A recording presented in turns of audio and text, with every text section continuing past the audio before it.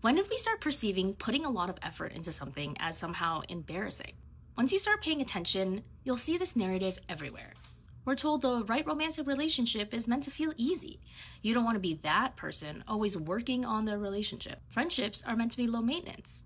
A real friend understands that you have a life and you can't always be investing in someone else. Even putting in self-work can be seen as giving the ick if you talk about going to therapy too much, and especially if you start changing your behavior. The term cringe mountain exists so that it can describe how poorly you're perceived by other people as you work publicly towards your goals. When you consider this cult of effortlessness, the defining feature of success becomes the ease in which you achieve.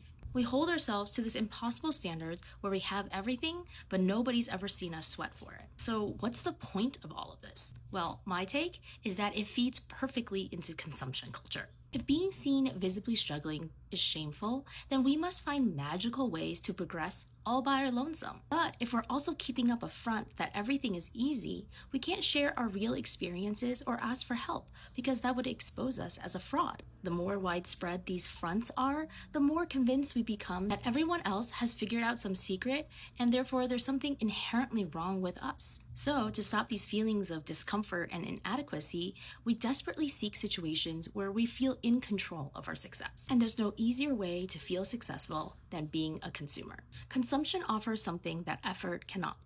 Immediate validation without vulnerability. A feeling of success without having to risk judgment or potential for failure. Not to mention, advertising tells us that buying things means we are making progress towards our goals. Having that shadow workbook means I'm healing. Owning high performance gear means I'm getting fit.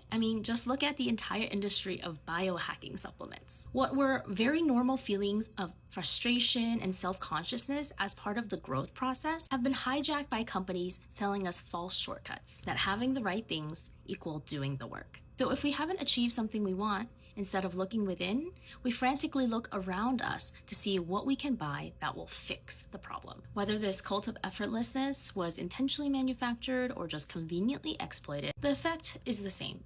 It allows consumption culture to thrive. But living in this way not only isolates us from each other, it robs us of the beauty of evolving as people. Success will never feel the same way when it's store-bought.